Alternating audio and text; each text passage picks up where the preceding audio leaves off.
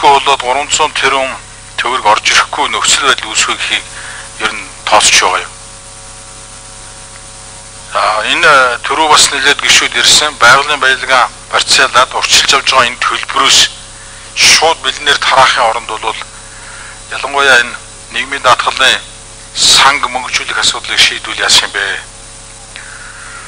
Өмнө одоо бид бас энэ нийгмийн даатгалын шинжилгээний чиглэлээр 2005 онд санаж байна. Нийгмийн зөвшөөрлөлийн томоохон уулзалт хийгээд даатгалыг цаашдаа суур даатгал, нэрийн данс, хувийн даатгал гэдэг ийм хэлбэрээр явъя гэж зөвшөөрсөн бичиг баримт байгаа шүү дээ. Тийм учраас бол цаашдаа энэ суур даатгал, нэрийн данс, хувийн даатгалыг бий болгохын тулд өнөөдөр нийгмийн даатгалын санд өгөх ёстой тэр мөнгөө өгөөд энэ мөнгө нь цаашдаа засгийн газрын бонд урт хугацааны одоо өрийн бичгээр бас өсөж үржигдэж байх. Энэ нөхцөлийг одоо бид нар яагаад энэ 11 оноос эхлүүлж болохгүй байна.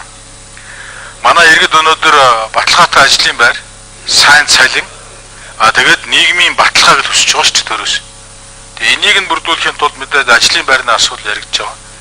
Энэ томоохон төсөл төлбөрүүдэд иргэд ажиллахад бол одоо хүндрэлтийн мэргэжлгүй асуудал байж байгаа. Тэгээ мэргэжлийн боловсролын асуудал маа жоохон хоцорч явнаа. Тийм учраас энийг түргэтгэх магадгүй энэ өвлийн хугацаанд одоо илүү нэмэлт эсэлт авах за одоо нэг мянганы сорилын сангаар хэрэгж байгаа төслүүдийг бас түргэх тал руу одоо засгийн газар нэлээд төлхөө анхаарч ажиллах хэрэгтэй байна гэж хэлмээр байна. За хоёр тон оюу толгой төсөл 5 толгой орчмын төслүүдийг хэрэгжүүлэхийн тулд эрчим хүчний асуудлыг одоо бид яах вэ гэж 2004 оноос хойш ярьж ирсэн.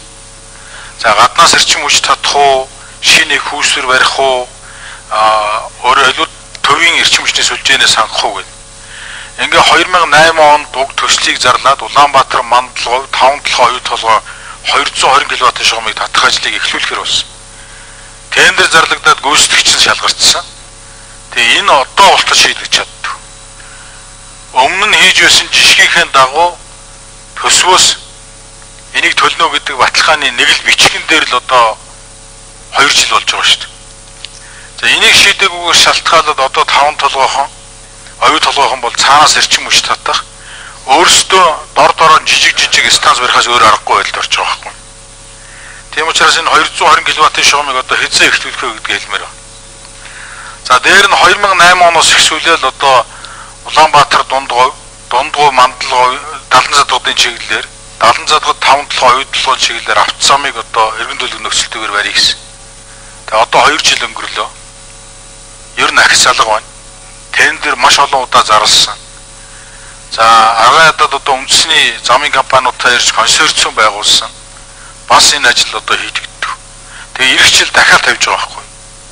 Өнгөрсөн жил энэ 70 юунаас мандалгоос 70 задгуудын чиглэл рүү 163 км замыг 71 тэрбум төгрөгөөр барина гэсэн бол одоо бууруулаад 61 тэрбум болцсон байна.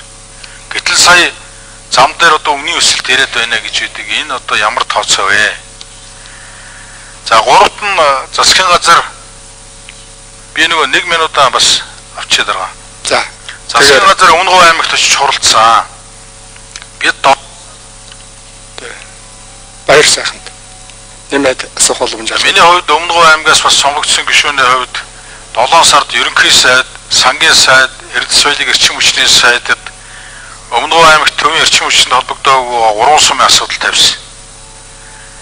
Энд Баян овоо сум, Хамбогд сум, Манлай сумын асуудал. За сая засгийн газар дэлхийн уур амьсгалын өөрчлөлттэй холбоотойгоор Өмнөговд туралдах үед бараг бүрэн бүрэлдэхүүнээр аймгийн төв хөтөлбөрчтэй уулзсан. Энэ уулзалтан дээр Баян овоо сум, Хамбогд сум, Манлай сумын асуудлуудыг шийдъя гэж одоо амласан. Гэтэл төсөвдөр бол одоо энэ хэмжээнд хүрсэн мөнгө тавьсангүй. За нэг 50% хийх юм уу? Тийм учраас энэ төсвүүдээр тавьсан тоогоо хэлцүүлгийн явдлууд бас анхаарч энэ дээрх 3 сумдын эрчим хүчний асуудлыг бас бүрэн шийдчих энэ асуудлыг анхаарч үзэх боломж юу байна? Ингэхгүй бол одоо худал хэлж бас боломгүй байна.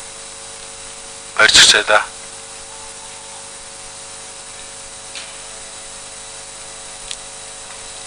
За баярцагцаа. За баярцаг гишүүний асуултанд хариулъя. хүний хөгжлийн сангийн хуулийн тэр 324 тэрбум төгрөгийн асуудлыг ярьж байна. Бид нар бол төсвийн орлогын балансаар үнийг тэнцвэрлэж тавьсан байгаа. Гэхдээ их усүр талдаа бол ерөөсөө урьдчилгаа төлбөр юм уу зээлэр тэрийг хэрэгжүүлээ гэсэн ийм заалтад. Тэгэхээр бол бид нар хилцээр одоо ингээд удаад байвал танаа 5-7 дээрээс энэ орж ирэхгүй 324 эрсдэл үүсэх юм биш үстэй гэд. Энийг бол тэгвэл зээлэр шийдэх бүрэн болцоо баг. Хамгийн гол нь бид нар бол яг чинь гэхээр урьдчилгаа төлбөр дээр бол тэр 300 орчим тэрбум биш. 1-ээс 2, 1-ээс 6 тэрбум төгрөгийн хэмжээнд хилцээн гэсэн ийм зорилттой байна. Тэгэхээр энэ дээр бол ийм асуудал байгаа. Тодорхой хэмжээний эрсдэл байгаа нь бол үнэн. Хоёрдугаар асуудлын хувьд бол ер нь тэр тодорхой хэмжээний баялаг үүсэх юм бол улс орон хөрөнгө оруулалтын сан байгуулахдаа эхлээд нийгмийн даатгалынхаа санд өгчөөд сангаасаа авч тэрийг хөрөнгө оруулалтанд хэрэглээд ашгийг эргэж өгөөд гэдэг ийм зохицуулт байт юм бэл. Тийм учраас хүний хөгжлийн сангаар энэ улс төрийн амлалтууд хийж дуусны дараах хийх шинжилэл нь бол энэ замаар бол шийдэгдэх бүрэн болцоотой. 11 онд бол бид нар бол тэтгэврийн реформ дээр илүү их ажиллана. Тэр суур даатгал руу бол шилжүүлнэ. Өөрөөр хэлбэл засгаас өгдөг тэр хэмжээ нь бол бүх хүмүүстэй ижилдэх суурьаар очиж хэвээр. Тэгээд тэр тодорхой хэмжээний нэмэгдэл ярихад зөвхөн суур дээр л өсөлтийн нэмэгдэл ярих. Бусд нь бол хүн шимтгэлт өссөн хэмжээгээр нэмэгдэх энэ систем рүү шилжүүлнэ гэсэн таны саналтай бол нэг байна гэдэг хэлмээр 5-7 оюутлогын тэр мандлагын тэр том шугамтай холбогдуулаад бол хүндрэлтэй асуудал нь юу байсан бэ гэхээр эхний ээлжинд бол засгийн газрын баталгаа шаардаад байсан. Одоо хүчин төгөлдөр үйлчилж байгаа төсвийн тухай хууль, төсвийн байгууллагын удирдлага санхүүжилтийн хуулиар бол баталгаа гаргахыг хориглосон байна. Тэгээд энэ санхүүжүүлэгч байгууллага талдаа нь бол бид нар хэд хэдэн удаа уулзсан.